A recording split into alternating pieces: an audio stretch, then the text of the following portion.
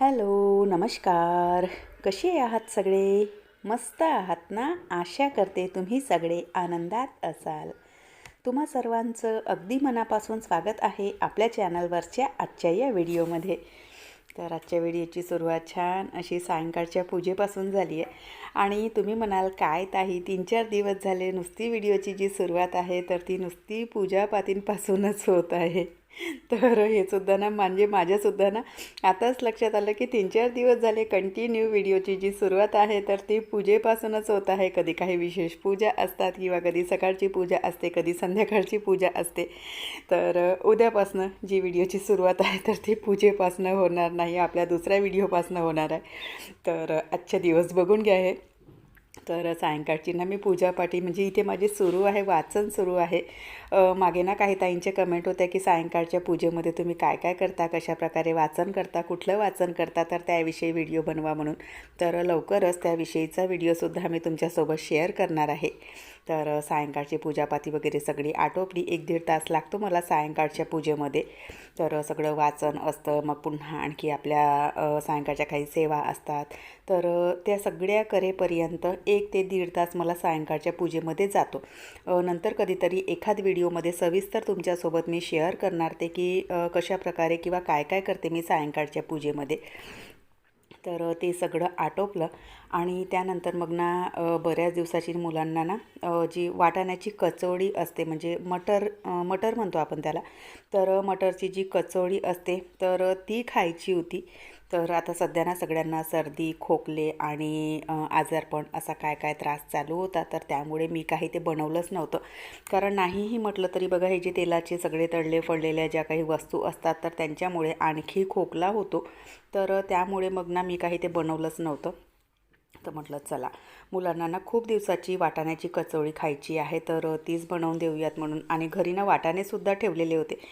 आणि ना प्रत्येक वर्षी बघा म्हणजे हिवाळ्याचा जो काही सीझन असतो, थंडीचे जे काही दिवस असतात तर या पूर्ण एका सीजनमध्ये ना 3 ते 4 वेळा अशा प्रकारे वाटाण्याच्या कचोळ्या आणि कोथिंबिरीची वडी असं बरंचसं काय काय तुम्हाला माहिती आहे. थंडीच्या दिवसांमध्ये ना खूप अशा गोष्टी आपल्याला ना म्हणजे मुबलक प्रमाणामध्ये मिळतात. म्हणजे 2-3ही ऋतूंच्या मानाने थंडीच्या दिवसांमध्ये ना खूप साऱ्या गोष्टी अशा मिळतात आपल्याला की ज्या आपण म्हणजे त्यांच्या वेगवेगळ्या ज्या काही रेसिपी वगैरे आहेत तर त्या बनवून खाऊ शकतो. तर तीच बघा इथे ना वाटाण्याची कचोडी मी बनवायला घेतली. जे वाटाणे होते तर ते ना अगदी असे जाडसर बारीक मिक्सरला वाटून घेतले. आणि त्यानंतर मग त्यांच्यासाठी ना मसाला बनवत आहे. तर त्यासाठी बघा थोड्याशा मिरच्या घेतलेल्या आहेत, लसूण किडल्या घेतल्या, थोडासा सांबार घेतला, थोडंसं जिरं घातलं आणि ते सुद्धा जाडसर बारीक मिक्सरला वाटून घेतलं. आणि त्यानंतर मग ना थोडेसे ड्राय मसाले बनवायचे असतात या कचोडीसाठी. तर थोडेसे धणे घेतले आहेत मी आणि थोडंसं जिरं घेतलं. आणि ते सुद्धा अशा प्रकारे जो काही खलबत्ता असतो आपल्याकडे ना तर त्यामध्ये ना अगदी असे ना बारीक वाटून घ्यायचे. म्हणजे खूप बारीक तर नाही होत, अगदी असे जाडसर बारीकच होतात तर तसे वाटून घ्यायचे. हा जो खलबत्ता आहे ना तर मला या गोष्टींसाठी इतका कामी येतो. म्हणजे बऱ्याचशा कामांसाठी ना हा मला कामी येतो आणि माझं कामसुद्धा खूप सोपं होतं. तर अशा प्रकारे ना धन्यांची आणि जिऱ्याची एक ना पावडर मी बनवून घेतली. आणि त्यानंतर मग फोडणी करायला घेतली.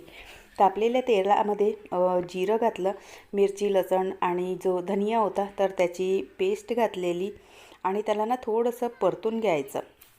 त्यानंतर यामध्ये ना जे ड्राय मसाले होते म्हणजे धन्याची आणि जिऱ्याची पावडर तर ती घातली. आणि त्यानंतर जे वाटाणे मी बारीक केलेले होते तर ते घातले. वाटाणे ना पाहिजे तेवढे फारसे काही बारीक माझ्याकडून झाले नाही, म्हणजे जाडसर बारीकच पेस्ट आपल्याला बनवायची असते. पण त्यामध्ये सुद्धा काही काही ना अख्खे जे दाणे आहेत तर ते राहिलेले. कारण माझा जो मिक्सरचा चटणीचा जार आहे तर तो खराब झालेला. तर म्हणून मग मोठ्या जारमध्ये आणि जो एक छोटा जार असतो तर त्यामध्ये मी केलेलं तर पाहिजे तेवढं काही व्यवस्थित बारीक झालेलं नाही. तर म्हणजे जे वाटाणे जे काही मी बारीक केलेले होते तर ते थोडेसे परतून घेतले. आणि त्यानंतर त्यामध्ये ना पुन्हा आणखी मसाले घातले, तिखट, मीठ, धनेपूड, हळदी घातली थोडीशी. आणि त्याला ना एक झाकण ठेवून ना शिजवून घ्यायचं. म्हणजे जो काही त्याचा कचरटपणा असतो तर तो निघून जातो. आणि कचौडीसोबत खायचं म्हटलं तर बघा एकतर ना चटणी किंवा मग कढी असं काहीतरी हवं असतं. तर मस्त छान अशी जी महाराष्ट्रीयन कढी असते आपली, तर ती बनवली. आणि इकडे जी म्हणजे जे वाटाणे मी बारीक केलेले होते, फोडणी केलेली होती त्याला, तर त्याचं इथे परतणं ना चालूच होतं. हे ना बऱ्यापैकी परतले होते. तर त्यामध्ये जे वाचलेली जी धनेपूड होती तर ती घातली आणि पुन्हा आणखी त्याला परतायला ठेवलं. आता बाहेरच्या आवरणासाठी ना आपल्याला ना पीठ तयार करून घ्यायचं आहे.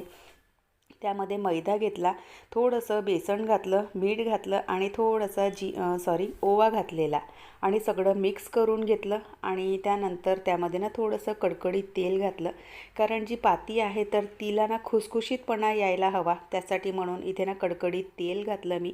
आणि अगदी थोडं थोडं पाणी टाकून ना एक मऊसूत गोळा आपल्याला तयार करून घ्यायचा आहे. तर अशा प्रकारे बघा हा ना बाहेरच्या आवरणासाठी म्हणजे हे जे पीठ आहे तर ते मी तयार करून घेतलं. त्यानंतर पुन्हा एक रेसिपी मी बनवायला घेतली. रेसिपी तसं काही नाही होते, हा ना एक जुगाड आहे. सकाळी मी पोळ्या बनवल्या ना, त्यावेळेला ना पोळ्या माझ्याकडून इतक्या जास्त झाल्या होत्या, चक्क 12 पोळ्या वाचलेल्या होत्या सकाळच्या. तर म्हटलं त्यांनाच ना फोडणी करून घेते, म्हणजे त्यांना बारीक करून घेते आणि फोडणी करून घेते, म्हणजे संध्याकाळी ना सगळे घरी असतात तर हे सगळं जे आहे तर ते खाऊन होऊन जाणार. कारण सकाळी सकाळी मुलं शाळेला जातात, हे ऑफिसला जातात आणि इतक्या सगळ्या पोळ्या आपण एकटे नाही खाऊ शकणार आणि त्या फेकण्यामध्ये जातील. एकतर इथे गाई वगैरे काही दिसत नाहीत, त्यामुळे मग मी हा एक जुगाड लावला. त्यांना सगळं बारीक करून घेतलं आणि अशा प्रकारे फोडणी करून घेतली. म्हटलं कढीसुद्धा आहे आणि घरी सगळे आहे तर थोडे थोडे सगळे खाऊन घेणार, तर या ज्या पोळ्या आहेत तर या संपून जाणार. तर याच्याने पोळ्यांचा एक हा जो जुगाड आहे तर तो मी केलेला. त्यानंतर ना जी कचोडी आहे तर ती मी बनवायला घेतली. तर कचोडी बनवण्यासाठी बघा आपल्याला ना जाडसर पाती लाटायची असते. अगदी छोट्या छोट्या पात्या लाटायच्या आहेत. तुम्ही बघितले असाल की पात्यांचा जो आकार आहे तर तो कितपत घेतलेला आहे. तर अशा प्रकारे ना जाडसर अशी पाती लाटून घ्यायची. मिश्रण आपण बनवलेलं आहे तर त्याचा एक छोटासा गोळा घ्यायचा, त्यामध्ये ते सगळं फिल करून घ्यायचं आणि अशा प्रकारे ना कचोडीचा जो आकार आहे तर तो त्याला द्यायचा. अगदी सोपं आहे, काही म्हणजे असं खूप कठीण काम नाही आणि झटकेफट तुम्ही जर एकट्यासुद्धा हे बनवत असाल तर एकटीने सुद्धा हे सगळं बनतं, म्हणजे कोणाची मदत घेण्याची सुद्धा गरज नाही. तर अशा प्रकारे ज्या कचोड्या आहेत तर त्या मी बनवून घेतल्या. फक्त पाती जी आहे ना तर ती थोडीशी जाडसर ठेवायची, म्हणजे एकदम अशी पातळ पाती घ्यायची नाही. नाहीतर मग बघा ज्या कचोड्या आहेत ना तर त्या फुटण्याची भीती असते आणि जो कचोडीचा जो प्रॉपर म्हणजे जी चव असते तर ती चव येणार नाही. त्यामुळे पाती थोडीशी जाडसर घ्यायची. आवरणाच्या पिठामध्ये ना मीठ टाकायचं, ओवा टाकायचा, कडकडीत तेल टाकायचं. तर अशा प्रकारे ही जी कचोडी आहे तर ती बनवून घ्यायची. आणि बघू शकत असाल अगदी जशा आपल्या नॉर्मल कचोड्या बनतात ना, अगदी त्याचप्रमाणे ह्या कचोड्या बनतात. स्वाद फक्त त्यामध्ये वाटाण्याचा येतो. जे मिश्रण आपण बनवलेलं होतं तर ते मिश्रण ना चांगलं सुकं करून घ्यायचं. त्याला ना ओलसर ठेवायचं नाही, नाहीतर मग जी पाती आहे ना तर ती मऊसूद होते, त्याला क्रंचीपणा नसतो. म्हणून मग जे मिश्रण आहे तर ते चांगलं असं ड्राय करून घ्यायचं, परतून घ्यायचं त्याला चांगलं. तर अशा प्रकारे बघा मस्त छान अशा सगळ्या ज्या कचोड्या आहेत तर त्या बनवून तयार झालेल्या. सगळ्यांचं जेवणं खाणं आटोपलं आणि किचनची अवस्था तुम्ही बघू शकत असाल कशा प्रकारे किचनची अवस्था झाली आहे. थोडंसं काही बनवायचं म्हटलं की किचनना इतकं विस्कटतं. आणि त्यातल्या त्यात जेव्हा तुम्ही ना म्हणजे इतकं सगळं असं काही बनवायचं असेल आणि थोडीशी घाईच होते नाहीही म्हटलं तरी. तर घाईमध्ये आपण जेव्हा सगळं काही बनवतो तर बघा किचनना थोडंसं जास्तच विस्कटल्या जातं. पण काही नाही, किचन आहे होते, विस्कटल्या तर जाणारच.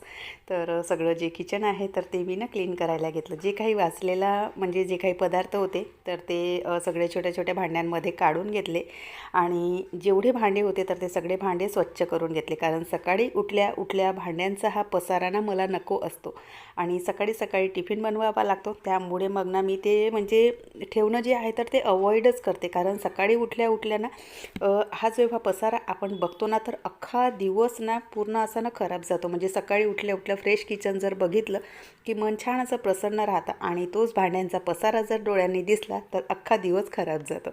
तर म्हणून मग ना मी रात्रीच्या वेळेला सगळे भांडे ना स्वच्छ करून घेते. त्यानंतर गॅस ओटासुद्धा पूर्ण ना स्वच्छ करून घेतला, म्हणजे मुंग्या, झुरळ असे काय काय प्रकार असतात तर त्यांच्यापासून थोडासा बचाव व्हावा म्हणून. आणि त्यानंतर सगळ्यात मोठा जो टास्क असतो ते म्हणजे फ्रीजमध्ये वाचलेलं जे काही अन्न आहे किंवा दूध आहे, दह्याचे भांडे आहेत, तर हे सगळं अरेंज करणं. कारण माझा फ्रीज ना अगदी छोटासा आहे, तर त्यामुळे यामध्ये ना मला सगळा यांचा जो ताळमेळ आहे तर तो बसवताच होतो. तर शेवटी 5 मिनटाचा एफर्ट्स देऊन सगळी जी फ्रीज आहे तर ती मी ना व्यवस्थित म्हणजे त्यामध्ये सामान ठेवलं. उद्या सकाळी जो नाश्ता बनणार आहे तर तो त्याची तयारी करून घेतली. सध्या मी ना सकाळी म्हणजे मॉर्निंग रुटीनमध्ये ना 1-2 इतक्या छान सवयी लावलेल्या आहेत नवीन वर्षापासून, ते सुद्धा नंतर कधीतरी तुमच्यासोबत ना शेअर करणार. तर नाश्त्याची तयारी करून घेतली. सकाळी उठल्या ना चिया सीड्सचं पाणी पिते मी, तर ते सुद्धा चिया सीड्स ना भिजत घातलेले. आणि सगळं जे विस्कटलेलं किचन होतं तर ते बघा छान मस्त असं ना नीट अँड क्लीन आणि अगदी असं स्वच्छ झालं आहे. तर चला, अशा प्रकारे होता आजचा सायंकाळचा व्हिडिओ. तर व्हिडिओ इथेच संपवते. आवडला असेल तर नेहमीप्रमाणे लाईक करा, शेअर करा, सबस्क्राईब करा. पुन्हा भेटूयात आपण नंतरच्या व्हिडिओसोबत. तोपर्यंत सगळ्यांना बाय, सगळ्यांना धन्यवाद. हर हर महादेव. आणि व्हिडिओ कसे वाटतात ते सुद्धा न चुकता कमेंट करून सांगत चला. आणि व्हिडिओला नक्की लाईक करत चला की हो, लाईक खूप कमी करता तुम्ही आणि कमेंट करण्यामध्ये सुद्धा कंजूसी करता. तर लाईक आणि कमेंट नक्की करत चला. बाय.